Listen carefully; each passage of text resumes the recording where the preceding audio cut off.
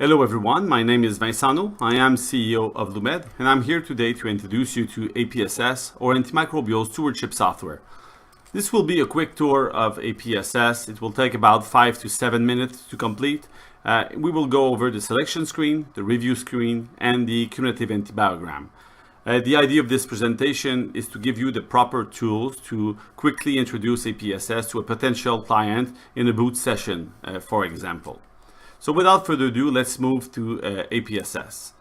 So first of all, you will have to launch APSS through the Lumed Launchpad. So when I click APSS, I'm arriving directly to the selection screen. So the idea of this screen is to select which patient I should be reviewing. So this is why we built an alert system that provides a score, a severity score to all patients receiving antimicrobial in the hospital. So if they receive a suboptimal treatment, depending on the alert, we will give them a different score. So for example, the 19 is an IV to PO migration, a 10 would be an interaction, renal failure, or redundancy of spectrum, and a 4, it would be like a dosage adjustment and things like that. So we have about 50 different types of alert in the solution. We cover from the interpretation of the microbiology results to the dosing adjustment for cystic fibrosis patient or morbidly obese patient or patient with an impaired renal function, for example, and so on. So we have a very deep knowledge base included with the deployment of APSS in any hospital.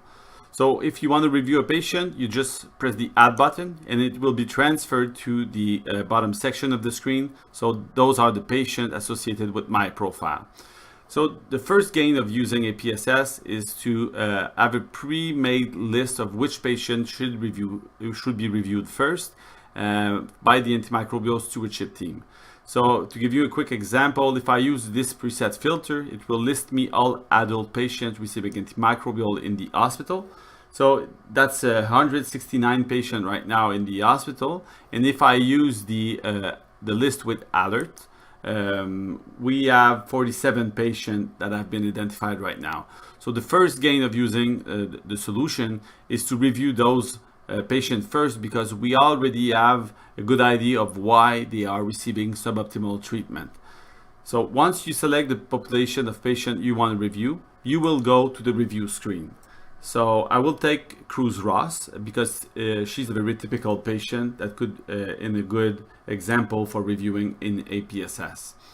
So the first thing we can see when we arrive in the review screen is the overview, the big timeline here. So at the far right, it's the now moment. So this is the present. And when we go further left, we go back in time. So already I can see that she's on antimicrobial since 16 days.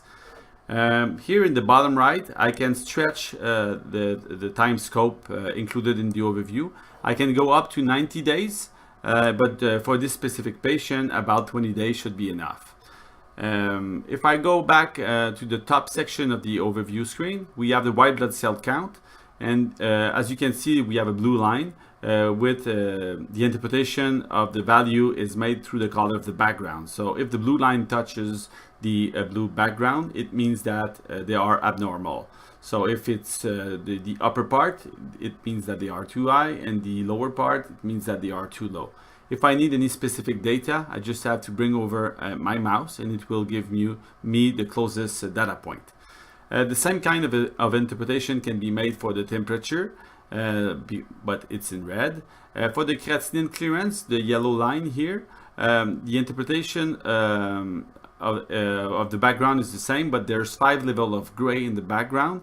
These are the frequent threshold used for the dosing adjustment for the creatinine clearance.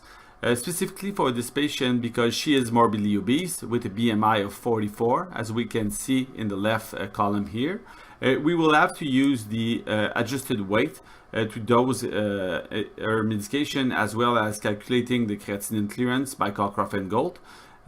So the software will choose the proper weight to use in any of those situations. Under the creatinine clearance, we have the bed that were visited by the patient, and under that we have note left by other users of the platform. The most interesting section would be the bottom section here. We have interlaced the antimicrobial prescription with the microbiology result.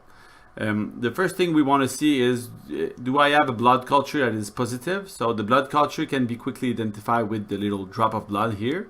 And this specific example, I have the instigation of the request for the blood culture. We have the I for that, and the green square represent that there's no significant result right now. If I follow this line through time, 5 days later, I know that this specific culture is negative because I have a final result with the F, and it is still a green square. If I go on a culture that is a bit more interesting, we can see that it's a urine cultures. The I is the instigation of the culture. When we have an orange pentagon, it's when we have the gram stain. So this is a gram-negative bacteria. And when we have a red circle, it's because the antibiogram is available. Still, we have a P in the circle here, so this is the preliminary result. And when we have the F, this is the final result. So this is a Klebsiella pneumoniae, susceptible to piptazo. And as we can see here, she's on piptazo, and there's no alert saying that the pathogen is resistant to the treatment. So we have a treatment that is fitting the pathogen that we have found. At any of those steps, I can click on a cultures, and it will bring me to to get more information to reach my cumulative antibiogram. So we made an incidence chart of what is the proportion from the positive culture we have, what is the proportion of each pathogen to grow in my hospital. So I can filter for an hospital, a unit, a specimen type, or a specimen type is like a urine culture or blood culture or something like that.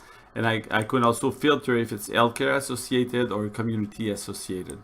So as you can see, I have about 22% of my culture where E. coli is growing. From there, and once I know which pathogen I want to cover, I can go and see the cumulative antibiogram. I will go over the one of the Pseudomonas aeruginosa. It's interesting to see that it is 83% of the time susceptible to ciprofloxacin and 87% of the time to piptazo. Once again, I could be filtering for a single unit, for example, my intensive care unit, to see a more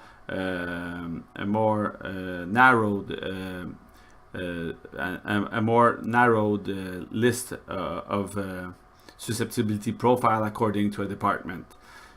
So we have 83 to Cipro, 87 to Piptazo, but the question is, when I use the double coverage, Cipro and Piptazo, do I gain something? So this is why we build the combination antibiogram, where you can go in line, get Piptazo, and in column, get ciprofloxacin. And I see that if I use this combination, I have 100% susceptibility. So it seems to be an interesting combination to cover the Pseudomonas aeruginosa.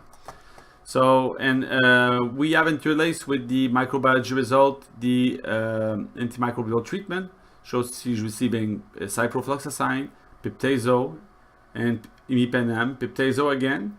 And as you can notice here, the frequency of the prescription was too high for because there was a dashed section on Piptazo right here, because our renal function just went down, so the dosing was now too high. So they changed from a dose every 4 hours to a dose every 6 hours, and the alert disappeared. And after that, they went with meropenem because the white blood cell count were still high. So at the end, we have multiple alerts that are on the meropenem prescription. I will go over the one for the minimal daily dose. She's receiving 2,000 milligram per day, and she should be receiving at least 3,000 milligram per day. And we provide the references that support this. So specifically for meropenem intravenous for a 90-year-old patient with a BMI of 44 with a creatinine clearance of 47.